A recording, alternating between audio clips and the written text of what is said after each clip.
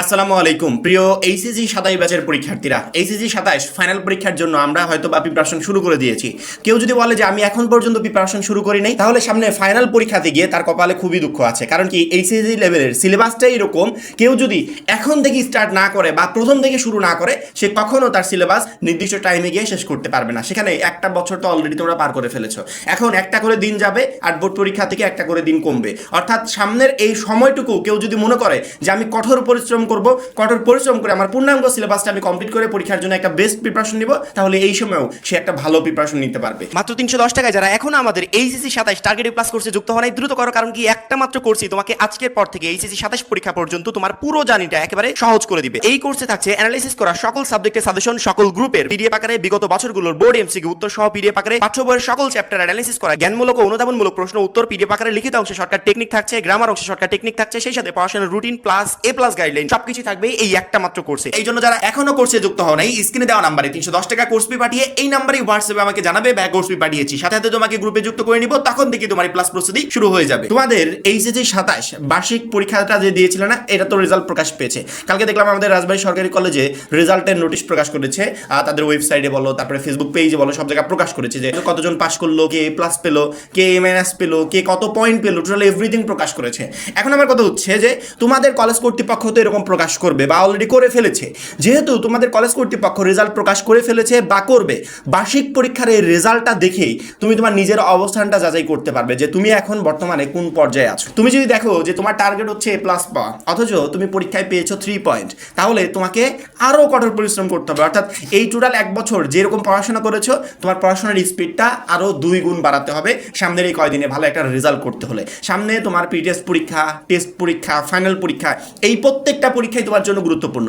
Pretest পরীক্ষায় একটা শিক্ষার্থী কেমন রেজাল্ট করবে তার উপর অনেকটাই ডিপেন্ড করে সামনের টেস্ট পরীক্ষা এবং ফাইনাল পরীক্ষায় কেমন রেজাল্ট করবে। প্রিটেস্ট পরীক্ষায় যদি ভালো রেজাল্ট করতে পারো তাহলে তো আলহামদুলিল্লাহ, আর যদি ভালো রেজাল্ট না করতে পারো, প্রিটেস্ট পরীক্ষার মাধ্যমে তুমি তোমার নিজের অবস্থানটাকে আরেকটু যাচাই করতে পারবে যে আমি বোর্ড পরীক্ষার জন্য এখনো প্রস্তুত না। আর তোমাদের যে ফুল সিলেবাস, এই ফুল সিলেবাস চাইলে রাতারাতি 2 মাস, 3 মাস, 4 মাস বা 6 মাসে কমপ্লিট করা কোনোদিনও পসিবল না। কারণ কি, একদিকে পূর্ণাঙ্গ সিলেবাস, অন্যদিকে এতগুলো সাবজেক্ট, আমি কিভাবে 6 মাসে আমার এই সিলেবাসটা কমপ্লিট করতে পারি?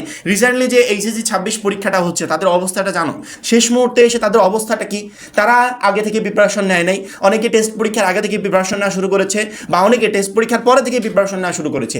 এরকম একটা শিক্ষার্থীও পরীক্ষায় ভালো করতে পারছে না। কিন্তু যারা আগে থেকে একবার প্রথম থেকে এইচএসসি 27 লাইভটা যখন শুরু হয়েছে তখন থেকে প্রিপারেশন নিচ্ছে, তাদের ক্ষেত্রে কোনো প্রবলেম হচ্ছে না। তারা ঠিকই পরীক্ষার আগ মুহূর্তে তাদের পুরো সিলেবাসটা কমপ্লিট করতে পারছে। এখনও তোমাদের হাতে সময় আছে। তোমরা যদি মনে করো যে আমাকে বোর্ড পরীক্ষায়, টেস্ট পরীক্ষায় যে কোনো মূল্যে একটা ভালো রেজাল্ট করতে হবে, টেস্ট পরীক্ষার নিয়মটা তো জানো যে টেস্ট পরীক্ষায় কোনো শিক্ষার্থী যদি উত্তীর্ণ না হতে পারে তাহলে তাকে বোর্ড পরীক্ষায় অ্যালাউ করা হবে না। সেক্ষেত্রে বোর্ড পরীক্ষার আগে এই টেস্ট পরীক্ষাটাই তোমার কাছে আরেকটা বোর্ড পরীক্ষা। এখন তুমি যদি মনে করো যে টেস্ট পরীক্ষা তো সামনে আছে, টেস্ট পরীক্ষার আগে প্রি টেস্ট দেবো, তারপরে টেস্ট পরীক্ষার প্রিপারেশন নেবো, সেটা কোনোদিনও সম্ভব না। কারণ কি, প্রি টেস্ট পরীক্ষার পরে যে টেস্ট পরীক্ষাটা হয়, এর মাঝখানে বেশি সময় বাকি থাকে না, এবং এই সময় তুমি কখনো প্রিপারেশন নিতে পারবে না। তোমাকে টেস্ট পরীক্ষায় ভালো করতে হলে, ফাইনাল পরীক্ষায় ভালো করতে হলে তার প্রিপারেশনটা এখনই নিতে হবে। এই প্রিপারেশনে তুমি প্রি টেস্ট পরীক্ষা দিবে, সেম প্রিপারেশনে টেস্ট দিবে, সেম প্রিপারেশনে ফাইনাল পরীক্ষা দিবে, 3টা পরীক্ষা ইনশাআল্লাহ তুমি একটা বেস্ট রেজাল্ট করতে পারবে। এবং ইতিমধ্যে আমরা তো আমাদের কোর্সের কথা বলেছি যে আমাদের এইচএসসি 27 টার্গেট প্লাস কোর্সে যে সমস্ত শিক্ষার্থীরা যুক্ত হবে, কোর্সের মূল্য মাত্র 310 টাকা। এখন একটা শিক্ষার্থী যুক্ত হওয়ার পর সামনের এই টোটাল এক বছর তাকে আর কখনো পেমেন্ট করতে হবে না। প্রি টেস্ট, টেস্ট, ফাইনাল 3টা বোর্ড পরীক্ষার প্রিপারেশন সে আমাদের কোর্স থেকে নিতে পারবে। অর্থাৎ এই মাত্র 310 টাকায় আমরা তাকে একদম বোর্ড পরীক্ষা শেষ হওয়ার আগে অবধি টোটাল সার্ভিসগুলো গ্রহণ করতে পারবো। সেক্ষেত্রে আমাদের কোর্সে যারা এখনো যুক্ত হন নাই, খুবই দ্রুত যুক্ত হয়ে যাবে এবং সামনের এই সকল পরীক্ষার জন্য তুমি তোমার বেস্ট প্রিপারেশনটা শুরু করে দিবে। বারবার করে বলছি যে এইচএসসি লেভেলের সিলেবাসটা কিন্তু রাতারাতি কমপ্লিট করা বা 2 মাস, 4 মাস, 6 মাসে কমপ্লিট করার মতো কোনো সিলেবাস না।